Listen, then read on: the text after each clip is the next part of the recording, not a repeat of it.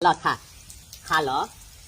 अरे हम ना कहेम कि हमार गाना के हमारा अच्छा अच्छा फिल्म के यूट्यूब पर आके न्यूज बनइह प्रचार करिह, लेकिन रोटी तो खा लो। ओ खाली वही लोग के अपना जीजा जी लोग के ही रोटियां खइब लो। खा लो बबुआ, ले खा ले। चलो जीजा जी के तारा रोटी है उहे खा लो जीजा जी के ना कहल के तभी नमस्कार, आप देखत नेपाल भोजपुरिया चैनल। तो आप सभी को बता दी, सबसे पहले वीडियो जोन देखनी है वो वीडियो देख कर रुआ लोग इनका समझनी है, पहले हमरा के बताई। अगर नहीं समझ ले तो पूरा वीडियो को देखी, हम रुआ लोग इनके समझावत नहीं वो वीडियो का मकसद का बा एकरा बनावल। तो सबसे पहले बात करते हैं बीबी विजेंद्र सिंह, जोन की नाम बाटे बहुत ही जबरदस्त नाम बा, लेकिन जितना अच्छा नाम बा उतना ई सरवा होना, काहे से कि ई बहुत ही दोगला किस्म के इंसान हटे बीबी विजेंद्र सिंह।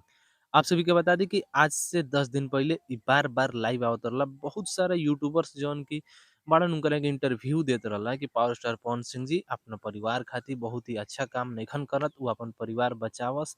और उनकरा साथे जौन-जौन यूट्यूबर्स बड़न उ चाहत नइखन कि पवन सिंह आप शादी करस। अलान फलान ठेकान बहुत चीज़ बोलत रहला। ओकरा बाद से फिर लाइव आके एक बार और ही बोलला कि पावर स्टार पवन सिंह जी चुनाव लड़ेला बड़न और एतिया करतरन, पंडित के गाली देतारन, इनकरा गाली देतारन। तो चुनाव पर असर पड़ी। अच्छा ई रउआ लोगन बताई कि एगो पंडित चाहे एगो ब्राह्मण गलती करता, ओकरा के ना पवन सिंह कोनो जवाब देले बड़न, ना कुछ बोलले बड़न। ओकरा बावजूद भी आगे ई इलेक्शन के बात आगे कहता कि तू चुनाव लड़ेला बड़न, अलान-फलान बहुत चीज़ बोलता। ओकरा ओकरा पहिले बोलता कि हम ज्योति सिंह से उनकर शादी करा देम, उनकर परिवार बसा देम। इ सब एगो एकर नौटंकी ह, काहे से कि रउआ वीडियो देखनी है सारा यूट्यूबर सन के ई पवन सिंह के का बनैलस हटे वीडियो में देख कर समझ सकतानी। इ शॉर्ट वीडियो अपलोड कइले बा फेसबुक पर। एकरा के पीटल बहुत जरूरी बा, काहे से कि एगो तो सुधर गइल, पांडवा सुधर गइल, महेश पांडवा। अब ई बचल बा, एकरा के बहुत जल्दी सुधारल जरूरी बा, काहे से इ साला भोजपुरी के इतना बदनाम करता।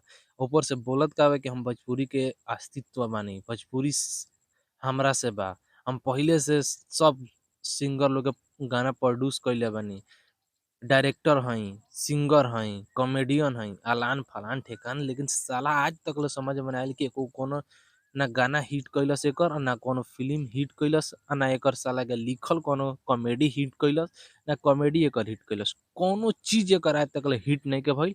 आ इ साला सोचता कि देखी बहुत सारा यूट्यूबर्स बाड़न जो कि बहुत सारा एक्टर्स बाड़न, बहुत सारा सिंगर्स बाड़न जोन कि पवन सिंह के गाली देके आ उ आगे बढ़ गइल बाड़न। जौन रउआ एग्ज़ाम्पल आप देख सकतानी, बहुत सारा बाड़न। आ इहो सोचता होइतिया कि हम भी इनकरा के कुछ बोली, रोज एगो नया से नया हम अपन विवाद क्रिएट करी, अब इनकरे बल पर हम आगे बढ़ जाई।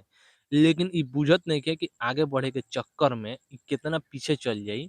आ खाली एकरा के और ताक दिहन एक बार, पावर स्टार ताक दिहन तो इ साला भोजपुरी इंडस्ट्री से उधिया जाई हवा निहन। लेकिन इ समझत नइखे, बार-बार उनकरा पर टिप्पणी करता, बार-बार उनकरा के। और ये बता दी आप सभी के जितने भी पावर स्टार पवन सिंह के यूट्यूबर बाड़न, इ सब यूट्यूबर सन के इ बोलले बाटे, एकरा के छोड़े के नइखे। काहे से दूसरा नंबर एकरे हटे। महेश पांडवा सुधर गइल, अब इ बचल बा। एकरा के बहुत जल्दी सुधारल जरूरी बा, काहे से इ इतना बड़का इ मसूरिया के सार बा, इतना बड़का सार बा कि एकरा के इस एतिया ना समझी। एतिया एकरा के नइखे समझे काम। एकरो के पीट-पाट के तबे समझी। काहे से एतिया समझाइल नु तो इ समझी ना, काहे से कि बहुत पुराना इ हटे। खिलाड़ी बहुत पुराना ह, आ ऊपर कइले बा नया।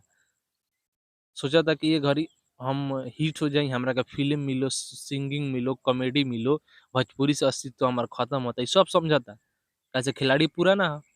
एकरा के बर्बाद कइल बहुत जरूरी बाटे। आप सभी के बता the power star Pawan Singh के फैन बानी तो वीडियो को दूर-दूर शेयर करी, और एकरा के पूरा सुधारल जरूरी बा। महेश पांडे के बाद एकरे नंबर बा।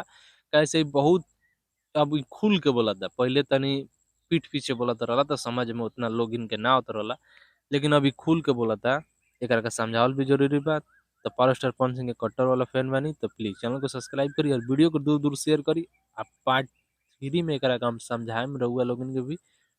पार्ट 3 वीडियो आई, ओइमे एकरा के समझावे के बाटे, आ रउआ लोगन भी एकरा के समझाई। आ कमेंट में बताई कि इ सरवा केतना गलती करता, आ केकर इ सार बाटे, सब रउआ लोगन कमेंट में बताई।